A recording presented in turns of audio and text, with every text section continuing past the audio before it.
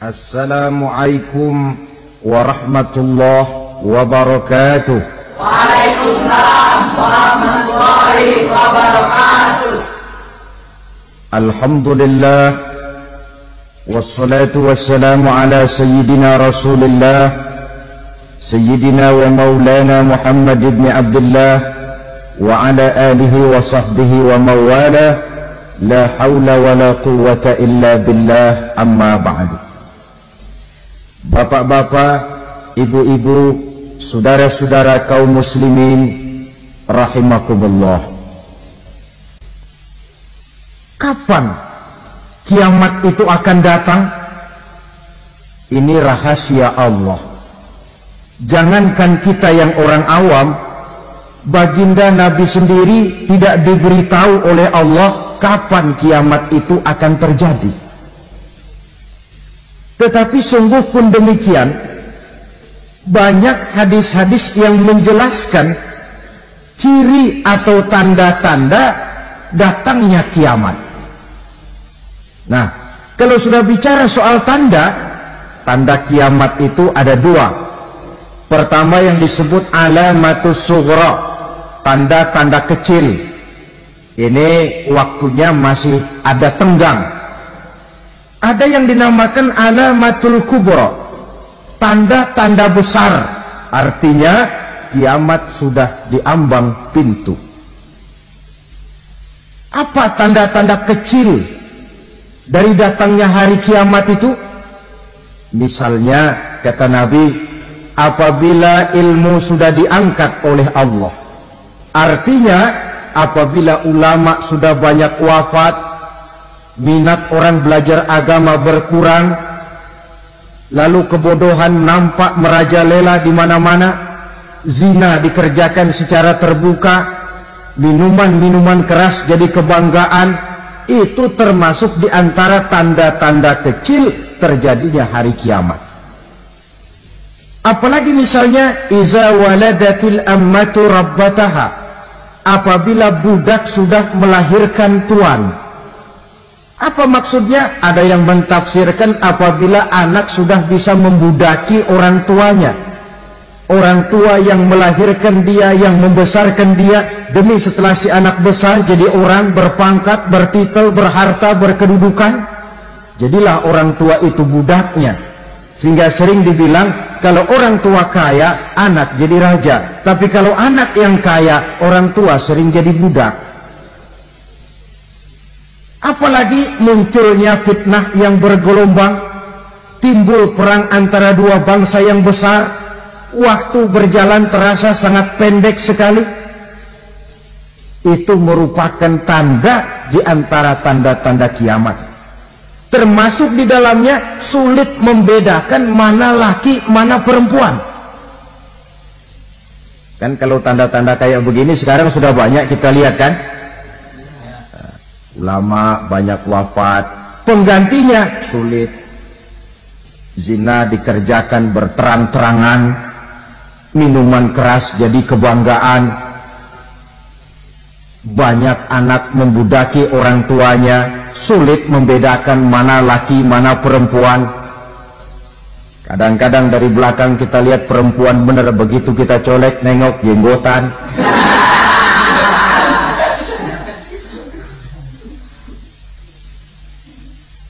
Ini termasuk tanda-tanda kecil, masih ada tenggang sampai akan terjadinya kiamat itu.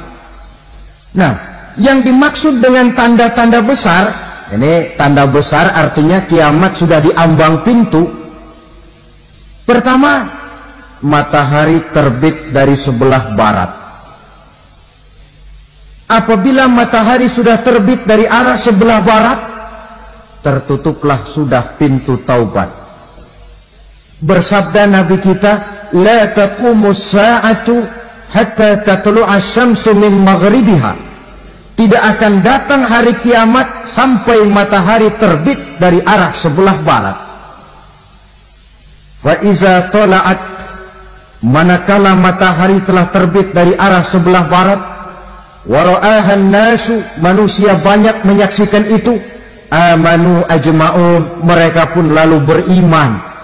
yang tadinya kafir, yang tadinya ingkar, yang tadinya membangkang, setelah melihat matahari terbit dari sebelah barat, buru-buru beriman, berlomba-lomba mengucap 2 kalimat syahadat. Tapi apa yang terjadi? Kata Nabi, wa dzalika hina la yanfa'u nafsan imanuha lam takun amanat min qabl. Hari itu adalah hari yang iman sudah tidak berguna lagi bagi seseorang apabila sebelumnya memang dia tidak pernah beriman. Au kasabat fi imaniha khaira, atau beriman tetapi tidak pernah melakukan kebajikan di dalam keimanannya itu.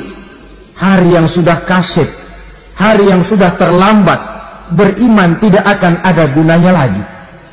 Ini pelajaran buat kita. Sebelum sang surya terbit dari sebelah barat, sebelum nafas sampai di tenggorokan, artinya pintu taubat masih terbuka. Kalau 2 hal itu sudah terwujud, nafas sudah sampai di kerongkongan atau matahari sudah terbit dari arah sebelah barat, tertutuplah sudah pintu taubat. Tak ada lagi gunanya pangkat, jabatan, harta, bahkan beriman pun dalam suasana macam itu too late, kata orang Kulon. Sudah terlambat. Matahari terbit dari arah sebelah barat, itu tanda besar, artinya kiamat sudah diambang pintu. Lalu apalagi tanda besar? Munculnya Dajjal. Dajjal artinya pendusta-pendusta yang menyesatkan manusia. Ada 2 macam Dajjal, saudara. Ada Dajjal kecil, ini Dajjal kelas teri. Kalau ini sejak zaman Rasulullah sudah ada itu. Tiap zaman ada. Di zaman Rasulullah misalnya ada yang bernama Aswad al-Unsi dari Yaman. Ada yang namanya Musailamah al-Kazzab dari Yamamah. Ada yang namanya Ibnu Sayyad dari Madinah. Ini Dajjal di zaman Rasul. Musailamatul Kazzab memproklamirkan diri jadi nabi dia. Di zaman Rasul masih hidup. Ini Dajjal zaman Nabi. Di zaman sahabat muncul Dajjal. Di zaman kita sekarang ini Dajjal pun gentayangan. Dajjal kelas teri. Kerjanya mendustakan manusia, menyesatkan manusia, memalingkan manusia dari jalan yang benar dan diridhoi oleh Allah Subhanahu wa ta'ala. Adapun yang merupakan tanda besar dari datangnya kiamat, Dajjal kelas kakap, pembohong-pembohong besar yang menyesatkan masyarakat manusia berpaling dari jalan Allah mengikuti jalan mereka. Apa sih ciri Dajjal itu? Kata Nabi dalam hadis Bukhari Muslim, inna Dajjala, sesungguhnya yang namanya Dajjal itu yakhruju, satu saat akan muncul mendekati hari kiamat. Wa inna ma'ahu ma'an, si Dajjal ini membawa air, wa naran, dan juga membawa api. 2 simbol. Di tangan yang satu dia bawa air, di tangan yang satu dia bawa api. Wa ammal ladzi yarahu an-nasu ma'an fanarun, adapun yang orang banyak lihat air, hakikatnya adalah api. Yang dilihat api, hakikatnya adalah air. Oleh sebab itu, kalau api yang ditawarkan, ambillah air. Kalau air yang ditawarkan, pilihlah api. Maksudnya apa ini? Ini bahasa simbol, saudara-saudara. Dajjal bicaranya seolah-olah untuk kepentingan manusia, menawarkan surga. Surga yang dia tawarkan hakikatnya neraka. Hai manusia, kalau kau mau bahagia, jangan dekat-dekat dengan agama. Sholat itu tidak efektif dan efisien, tidak produktif dari segi ekonomi itu.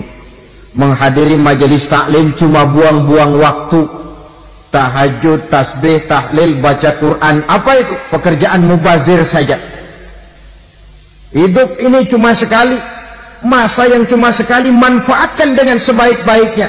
Mumpung, dibawanya sifat mumpung tetapi dalam pengertian yang sangat negatif. Bicaranya seolah-olah untuk kepentingan manusia, tetapi sebenarnya menjerumuskan manusia. Menawarkan air, tapi sebenarnya api. Menawarkan api, tapi hakikatnya air. Buat apa kamu sholat? Buat apa kamu bayar zakat? Buat apa kamu puasa? Surga yang dicanangkan Dajjal, hakikatnya neraka. Neraka yang digambarkan Dajjal, pada dasarnya adalah surga. Jadi memutarbalikkan fakta itu kerjaan Dajjal. Yang hak jadi batil, yang batil dibilang hak, yang benar jadi salah, yang salah malah jadi benar. Tuntunan disuruh jadi tontonan, tontonan malah menjadi tuntunan. Itu pekerjaan Dajjal profesinya. Zamannya Nabi Adam, Dajjalnya kan iblis. Betul? Betul. Apa sih gang kerayuan iblis itu? Allah setelah menciptakan Nabi Adam kan bilang, Adam, kau dan istrimu Hawa tinggal di surga ini. Seluruh fasilitas yang ada di surga persilahkan kau nikmati.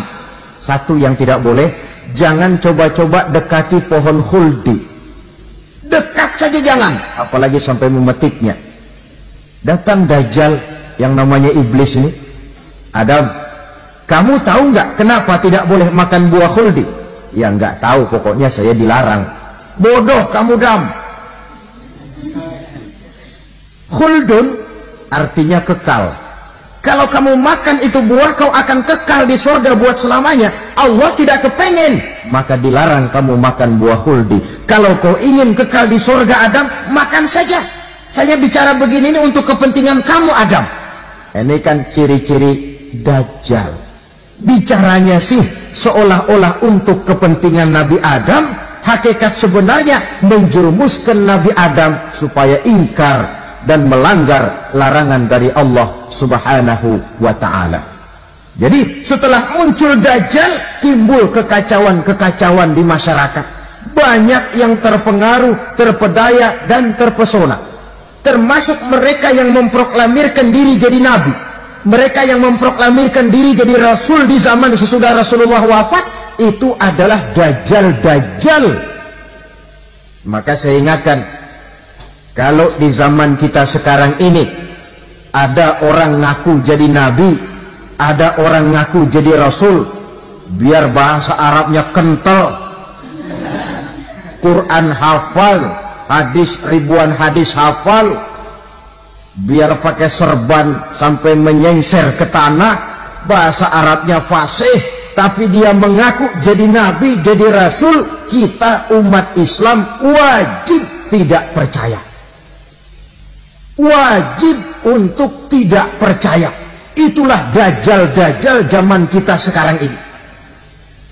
Tidak mustahil mereka datang mempengaruhi orang-orang awam supaya berpaling dari Rasulullah, mengikuti mereka.